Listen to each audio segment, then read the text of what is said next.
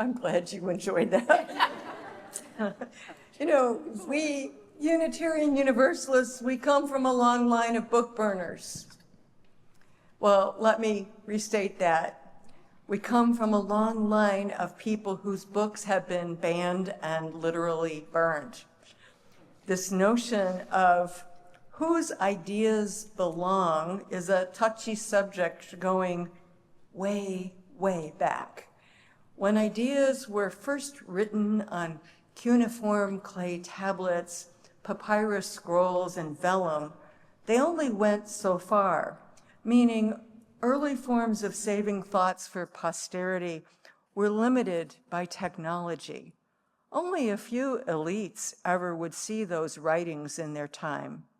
But even those elites had their power struggle, their squabbles over whose ideas belong, as evidenced by the books that were banned from becoming part of the Bible.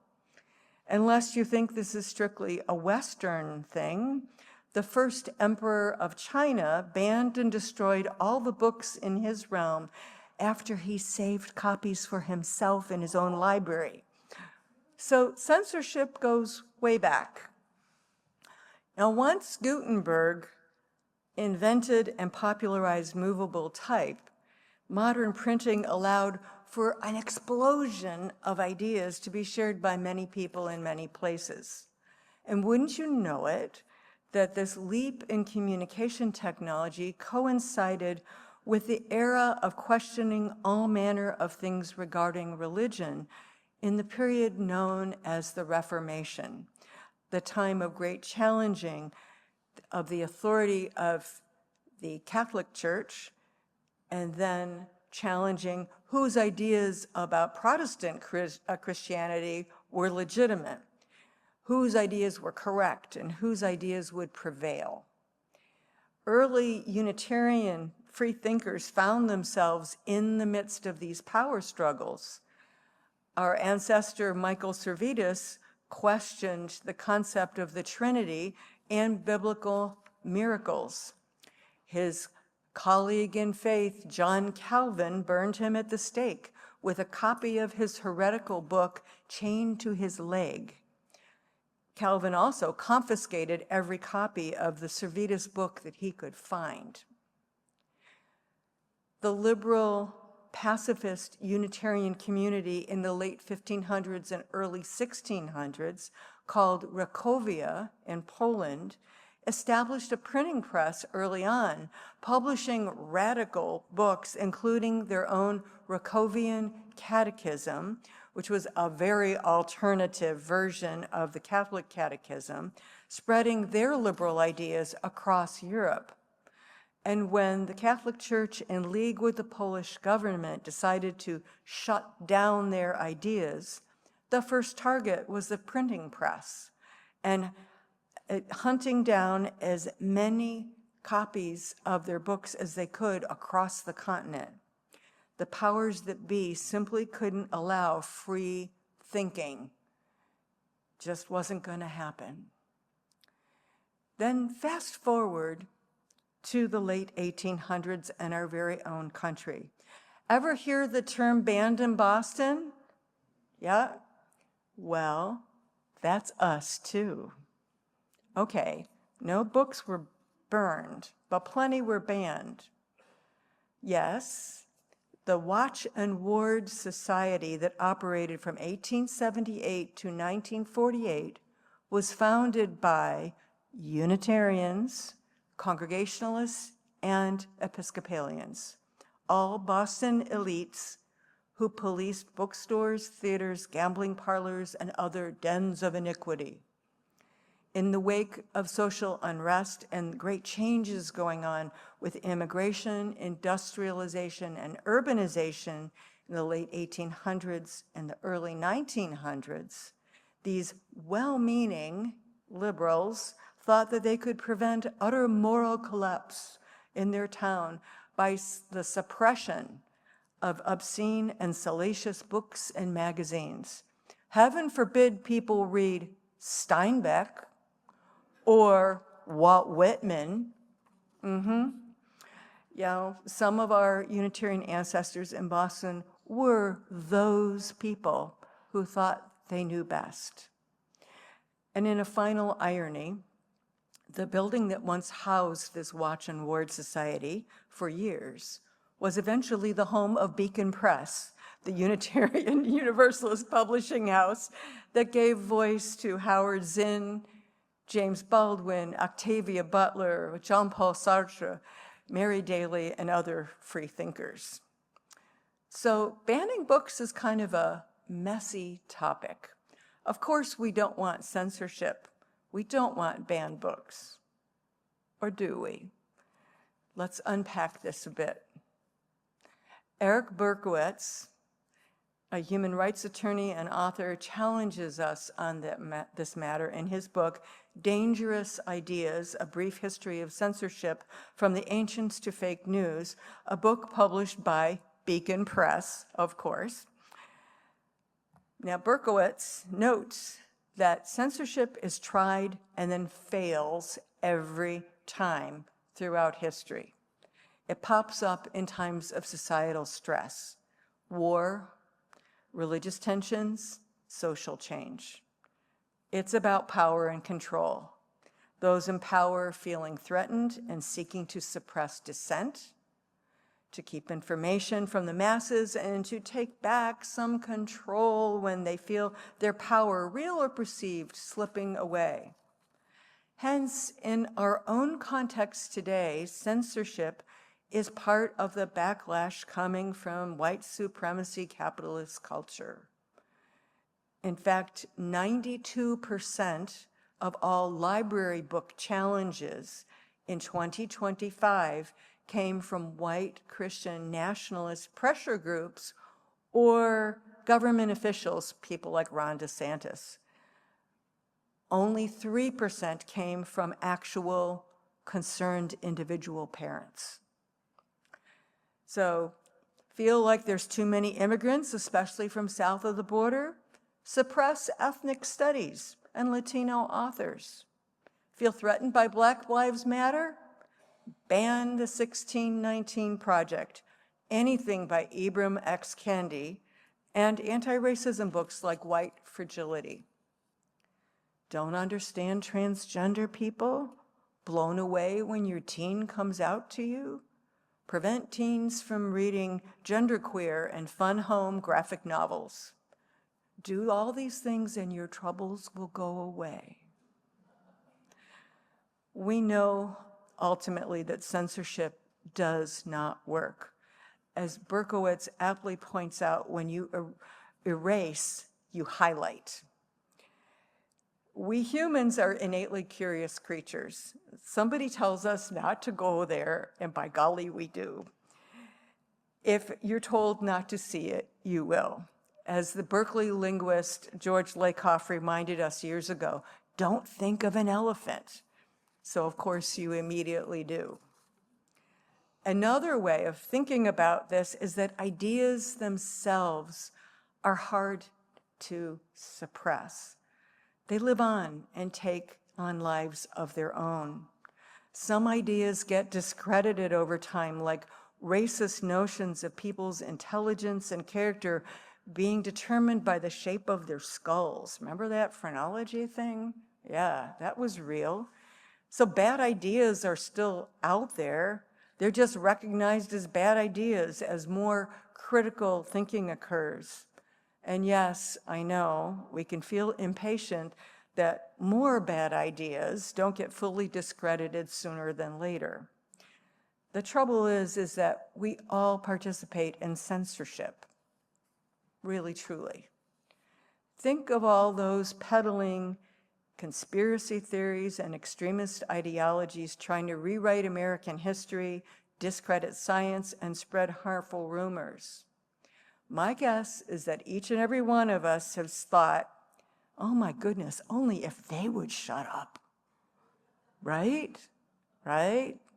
We don't want to hear their stuff anymore.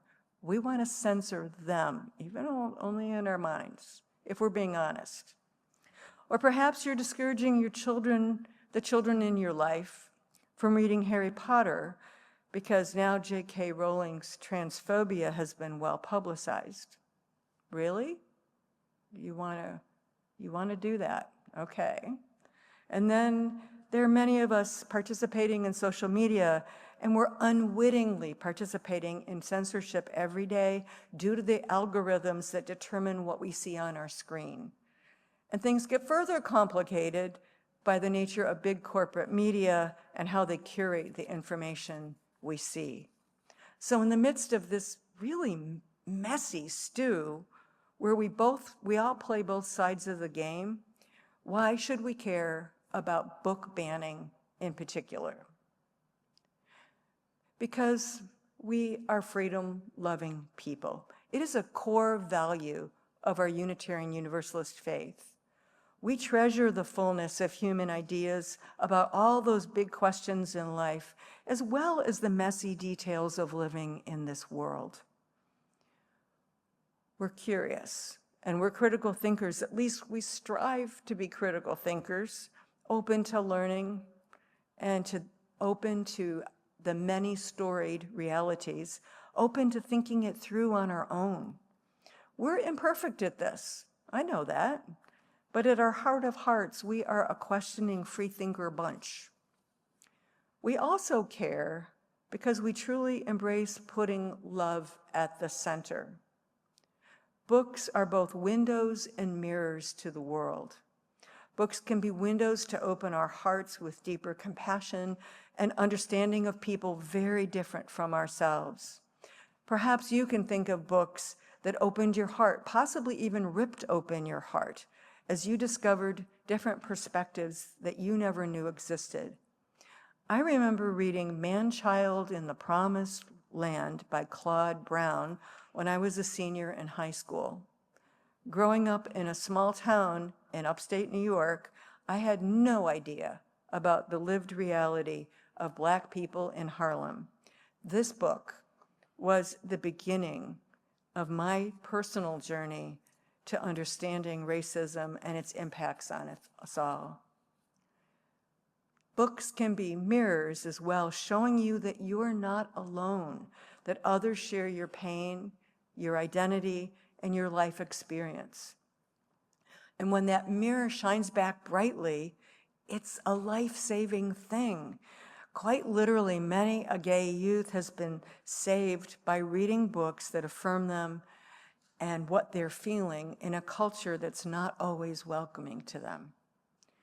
It's critical that all children see themselves represented in storybooks, affirming their very existence in the world, their various identities shining through, and also depicting very human nature of the fullness of our human experiences and all of its weirdness.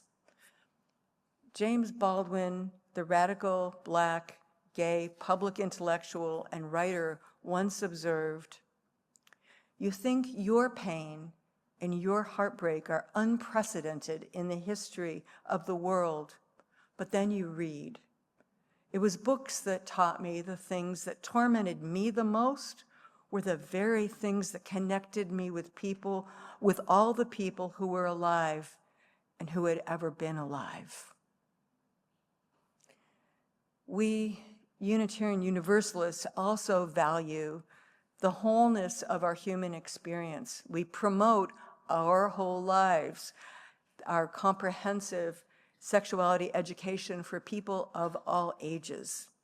So of course we support books that age appropriately share accurate and meaningful information about sex in public schools and public libraries. I suspect many here in their younger days were informed by the revolutionary book, Our Bodies, Ourselves. Yeah? Yeah, there you go. I know it was super important to me. It told me stuff my mom didn't ever let me know. So these things are, the fact that these books exist and can help people is incredibly important. And there's another reason to care about book banning. The land of censorship is a land of unintended consequences, deadly ones. Weimar Germany after World War I had laws banning hateful speech, particularly hateful speech directed at Jews. You may or may not have been aware of this. And so they jailed top Nazis for violating that ban. The efforts of the Weimar Republic to suppress the speech of Nazis are so well known in academic circles that one professor described the idea that speech restrictions would have stopped the Nazis as the Weimar fallacy. The Weimar Republic not only shut down hundreds of Nazi newspapers, but they accelerated the crackdown on speech as the Nazis ascended to power. Hitler himself was banned from speaking in several German states from 1925 to 1927. Far from being an impediment to the spread of National Socialist ideology, Hitler and the Nazis used the attempts to suppress their speech as a public relations coup. They kept claiming victimhood over and over again, saying, but we're the ones exposing the international conspiracy to suppress the true Germans. So censorship helped give rise to the Nazis. And then once in power, we all have seen those pictures of the amazing book burnings, the massive book burnings. And we all know that pogroms burning books led to pogroms burning people, quite literally. It's a sobering thought, especially right now. So you may be wondering, well, what can I do about all this when book banning is ramping up in our country, and it is significantly ramping up around the country? You can pay attention to what's happening right here in your community. Now, from what I can tell, the Albany Public Library is definitely all in on Banned Books Week and safeguarding its books from challenging. That's not surprising. Most public libraries are right there with them. But our public schools bear watching because they're the ones most likely to be targeted by Moms for Liberty and other white Christian nationalist groups. As you can well imagine, the American Library Association is very organized with all kinds of resources. Check out their Unite Against Book Bans website and also the National Coalition Against Censorship. If you observe any moves in the school districts where you live to challenge books, go to these folks for data and guidance and support, because you don't have to go it alone. You also might want to read this year's featured banned book during Banned Books Week, which will be coming up in early October.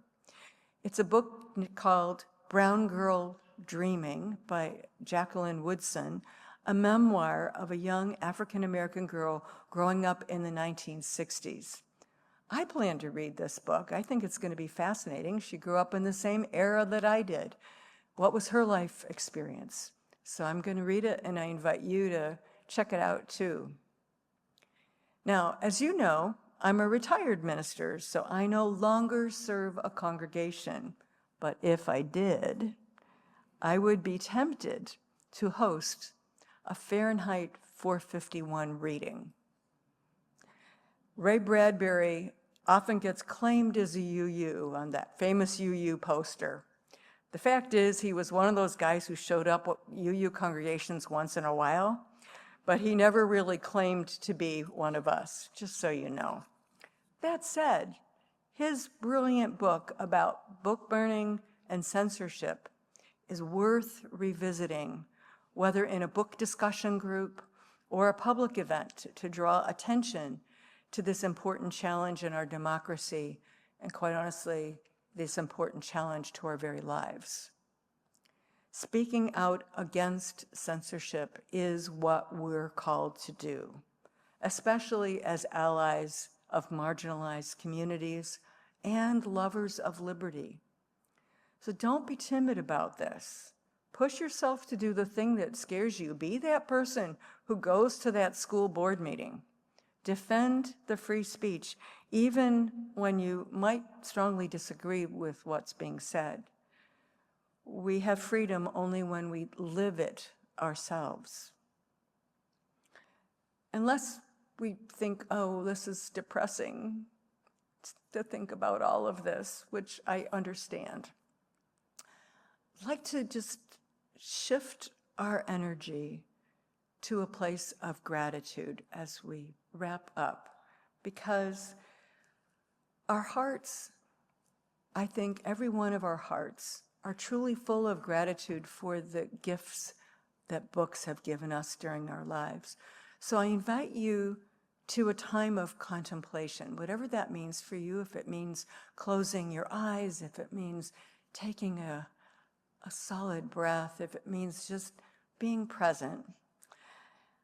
So let's contemplate reading and books, the peace felt while comfortably sitting with a book in hand, or an audiobook telling you a story as you're driving along, or snuggled in bed reading one more chapter. I invite you to envision the books you've known and loved, those that opened your imagination to fantastic worlds, those that made you laugh out loud, those with practical guidance about making pickles or all manner of projects, those with hard-won advice and wisdom to share, those with mysteries to solve, intriguing your mind, those with happy endings and those with sad ones that stayed with you long after you stopped reading the last page, those that raise questions not easily answered, those with the answers right in front of you, those with poetry that spoke to your heart, those that opened you to life experiences with very different lives, deepening your compassion, sometimes shocking you into fresh understandings. Those who hold history, the real full rest of the story, reminding you there is no single story about everything. Those that confronted you and comforted you in your times of sorrow and need, assuring you that you're not alone. Those with cautionary tales that provoked your conscience and gave you courage to confront injustice and evil. Those that simply entertained you in wonderful ways. May we feel gratitude for all books, libraries and librarians, booksellers, book sharers, book lenders, book givers, and book receivers. Our deep thanks go to the writers and authors, the publishing houses, printers, and even the trees that make it possible to create these wonders of civilization. And most importantly, we're ever grateful for the freedom to read and listen and learn. Let us hold this blessing and so much more in our hearts as we silently hear what our hearts need to speak to us. Shalom, salam, shanti, amen. Blessed be.